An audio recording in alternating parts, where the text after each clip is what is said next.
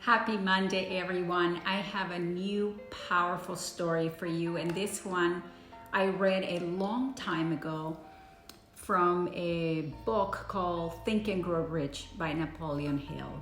I hope that you enjoyed the story. So the story tells the tale of a commander who was also a great warrior, and he was faced with a dilemma to go into battle, but his decision wasn't easy because the odds were stacked against him, and he knew that his army would have a very difficult time winning in the battlefield. He was about to send his army into the land of a powerful enemy whose men outnumber his own, but he decided to still go. So he loaded his ships and sailed to the enemy's territory. When they were in land, he gave the order to burn the ships that have brought them there. And as the ships began to burn, some of the soldiers asked the commander why he had given that order, as they would have no way to get back. And he smiled, and the commander addressed the men and said, "We have no way out.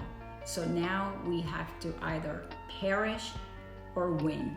And the story says that they won the battle even though they were outnumbered. So the commander was wise because he knew that as long as his army had a way out, they would not fight with the same mighty and the same passion. He wanted his men to realize that they had no other opportunities to retreat, right? So they would have to give it their all, and that battle became that much more important. Because if they wanted to leave those shores, to leave that island, the only way for them to do it alive was going to be by winning. And so they did.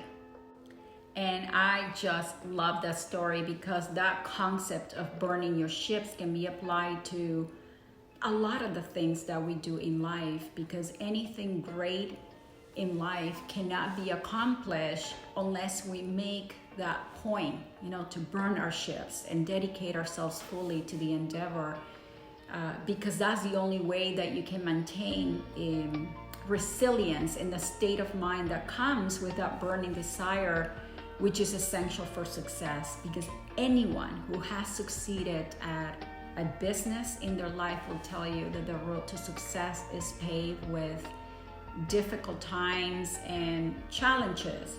So if you know that there is a plan B and you have another route or another opportunity, chances are that when it gets really tough, you will be tempted to quit and you will not give it your all. And like those soldiers who winning became, their only option if they wanted to return alive, the same thing we have to do for the things that we want to achieve in life. We have to jump in, 2 feet in, and be willing to take a leap of faith and cut all our safety nets, right?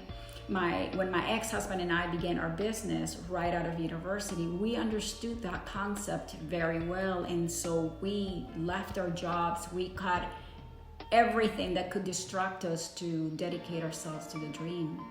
Now, I know a lot of people that pursue their dreams, but they do it part-time, and they keep jobs and they do odds and ends, and they hope that once their business takes off, they will be able to dedicate themselves to the dream full-time. And I'm of the belief that part-time efforts yield partial results. So the moral of this story is that if you really want to succeed at your dream, you have to burn your ships to pursue the one thing that you want in life. And you have to do it as if your life depended on it, because in our case, it kind of did. So anything worth pursuing in life has to have that notion of burning the ships. And that's why I love this story. And this applies not just to your dream work, but also to your romantic relationships. Because if you want to succeed at true love, then you have to cut every other relationship that could come and threaten what you have. And if you are the kind of person that's constantly comparing other relationships, or if you are looking over someone else's fence or going outside your relationship to get the things that you are missing, you will never succeed. You will never know if you can truly have a great love. So anything that is worth your passion has to be pursued in that manner. Cut everything else and dedicate yourself fully to the dream. Otherwise, you're not going to achieve fulfillment in anything. And given that today is Monday, the first day of the week, let that be your theme. Every day this week, try to see what areas of your life you can apply that concept of burning your ships, and make the decision that you are going to pursue all your endeavors and all your relationships with that same passion, without having other things to distract you. And what you will find is that if you do this, you will find a way to make things happen. Suddenly, you're gonna be met with creativity, with resilience, and a resourcefulness that you didn't know you have. I hope that you have enjoyed the story. I look forward to seeing you on the next episode with a new story. And don't forget to subscribe to my YouTube channel and help me grow.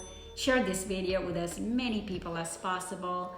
In the meantime, stay grateful, stay safe, and go burn your ships so that you can claim the life you deserve.